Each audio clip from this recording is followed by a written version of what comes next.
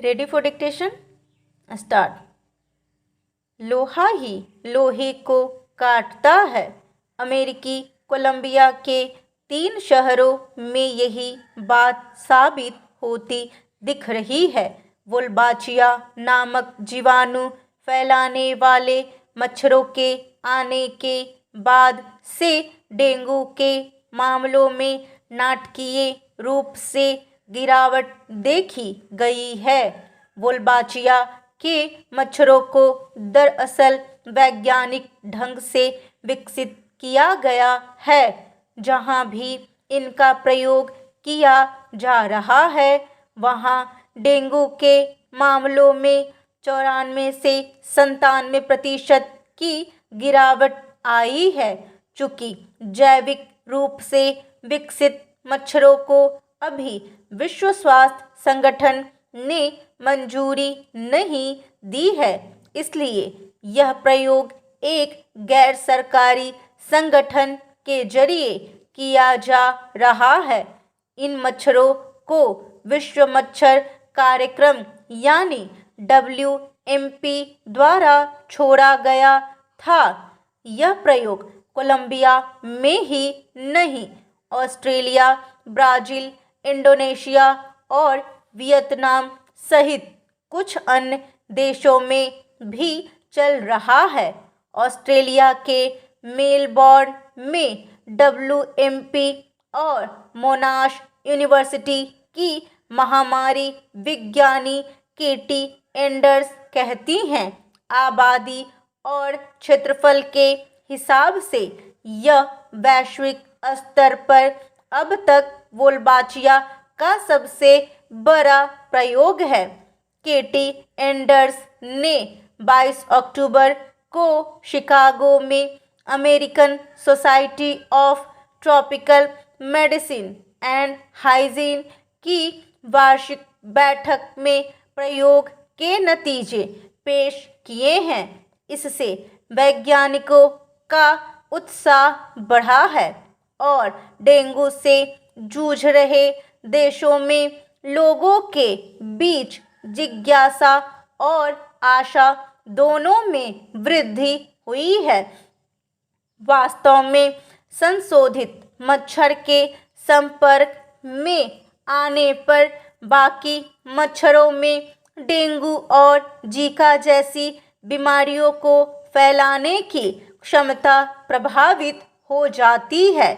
शोधकर्ताओं को उम्मीद है कि संशोधित मच्छरों को जहां भी छोड़ा जाएगा वे मच्छरों की स्थानीय आबादी के साथ प्रजनन करेंगे और समय के साथ संशोधित मच्छरों की संख्या बढ़ती चली जाएगी।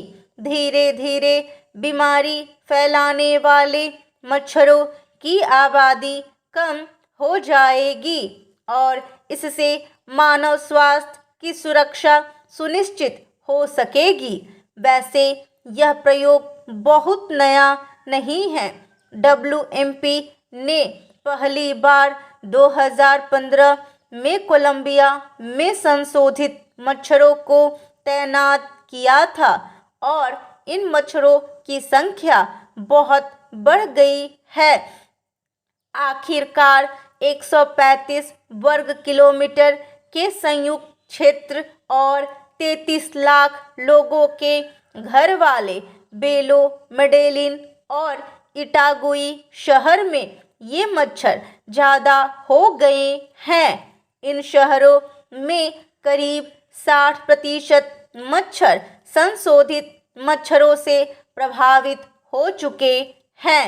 आशा की नई किरण दिखाई पड़ रही है जब वैज्ञानिकों ने पूरी तरह से उपचारित क्षेत्रों में डेंगू की घटनाओं की तुलना पहले के 10 वर्षों की डेंगू की घटनाओं से की तो पाया कि बेलो व मेडेलिन में 95% और इटागुई में 97% की गिरावट आई है।